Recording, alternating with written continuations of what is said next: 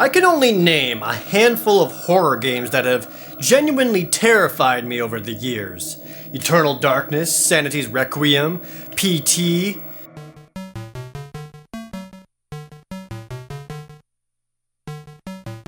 But you know what was way scarier? Pixels. None of this polygon bullcrap back when imagination was used to fill the void, and it was gruesome. Some of these things still terrify me to this day, and not one of them is from a horror game. These are the top 10 scariest retro enemies from non-horror games.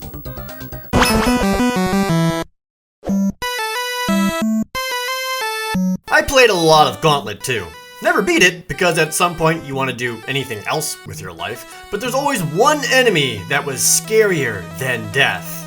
And that's death. This enemy hunts you down faster and more aggressively than any other monster in Gauntlet, all with that creepy extended finger indicating you.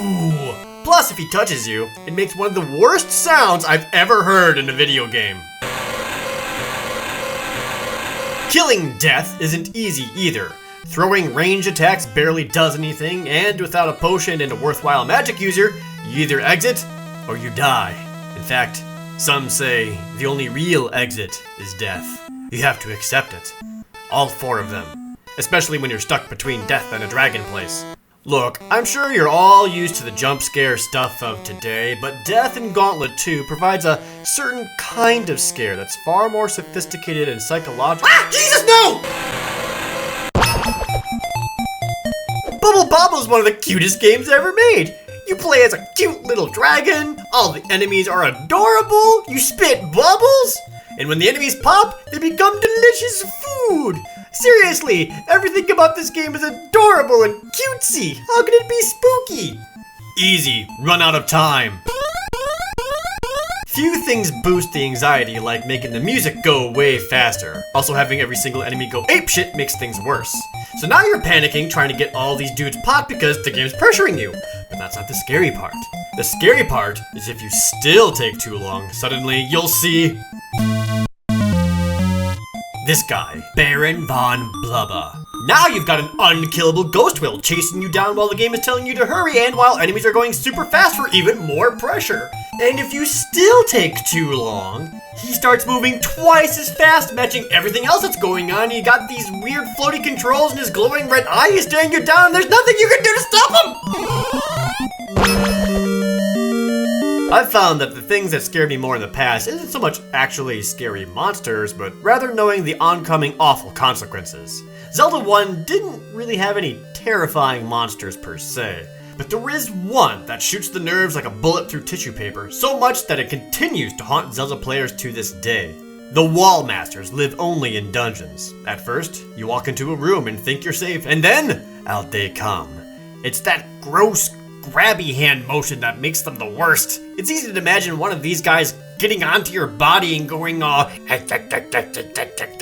so then you're paralyzed with fear with that thought cage in your mind as this gross hand comes for you and then back to the start of the dungeon with you. Inconvenience is truly the one universal fear, especially if it grabs you twice.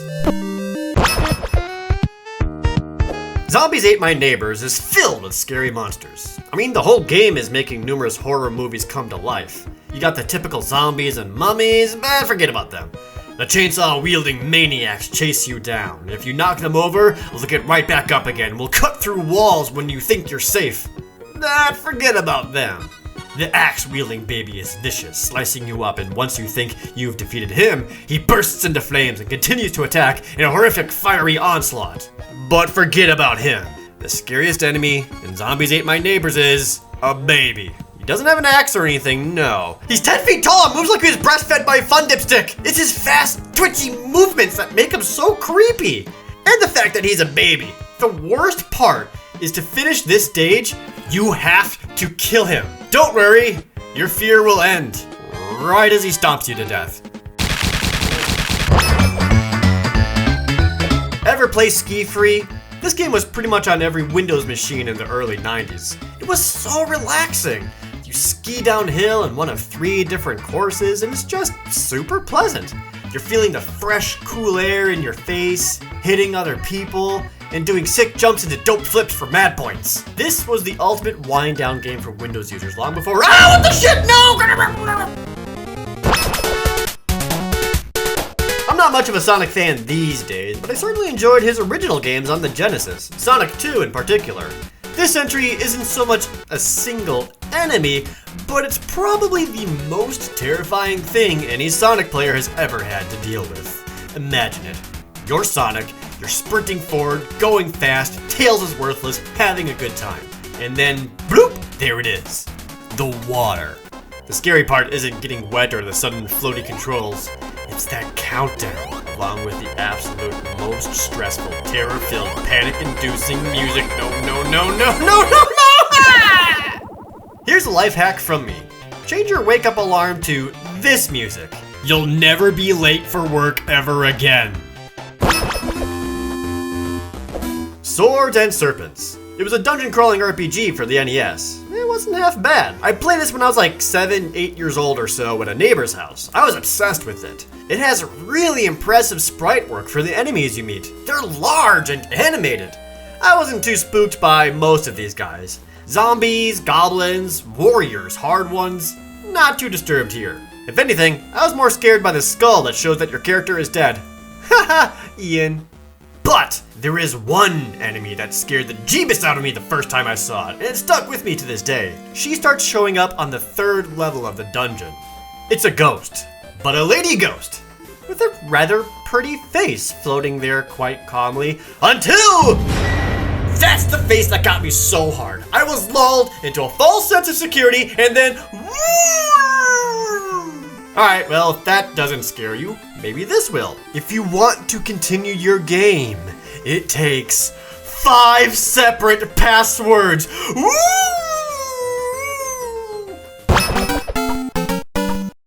What's with Mario games having some of the scariest surprise enemies of all time? Friggin' Phanto from Mario 2, and Mario 64 had— yeah, that's the one. Mario 3 had a couple too. I was pretty scared of Big Bertha. She's one of the few enemies that can kill you in one hit. And by hit, I mean— and this is the game that introduced ghost houses, boos, dry bones, thwomps, and none of them are anything to one enemy that only appears twice in the middle of the desert after having nothing like it. Out of nowhere, the goddamn sun comes to kill you, and he's pissed. I seriously thought this was just set dressing to show that you're in a hot desert the first time I played this, but nope! Nature comes to kill you. The angry face and that constant swooping can make anyone lose their cool. Ah, that was a pun. I always wondered, can you kill the sun with a turtle shell? Oh my god! Guys, I did it! I stopped global warming! Earthbound is a pretty lighthearted game. Weird, but generally lighthearted. You battle pretty mundane things for the whole game. Bugs, plants, crazy ladies, you know, the usual. It's the final battle where it suddenly gets real. Dicus is a creature that cannot be easily described. In fact, it's so formless that even the game tells you that you cannot grasp the form of his attack. That twisted face? Constantly scrolling in the background with weird, spooky noises and jarring static transitions. It's a complete mood swing from the rest of the game, and that's what makes it so unsettling. It's one of the few times that the end boss in a video game is actually intimidating. Not because of his attack prowess or difficulty or whatever, but simply because his presence unnerves you. I'd like to go back to when I was eating hamburgers and beating up snakes, please. Haha, Mr. Saturn, you're so silly looking. Arcade games were simple in 1983. It was a lot of peaceful flying through space and shooting things, like some rocks or other spaceships. I put a quarter into this and was having a good time, minding my own business, when suddenly I hear— beware, I live. I'm sorry, what? This is Sinister. I am Sinister. Yeah, I covered that. This son of a bitch hunts you down the moment he is built, and your goal is to destroy him, which is easier said than done. The entire time that you're collecting up Cinnabons to even stand a chance, he'll just taunt you! Run, coward. Wah! You got it! You can damage him down to being just a face, and he'll still be all like— I never beat him, never destroyed him once. And to this day, Sinister continues to haunt my dreams. Oh, I forgot the Vengeance Ghost from Daggerfall. Dang it. Well, I'm sure there's plenty of other ones that I missed, and if there's anything that you can think of, please let me know in the comments down below. And if nothing else, we can celebrate the fact that I might be the only YouTuber who didn't put a crappy jump scare in his Halloween video.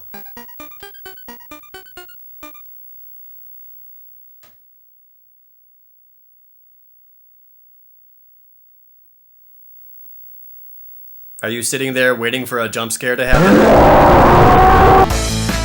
Hey, hope you enjoyed that. If you did, please subscribe for more, give it a like, and leave a comment down below.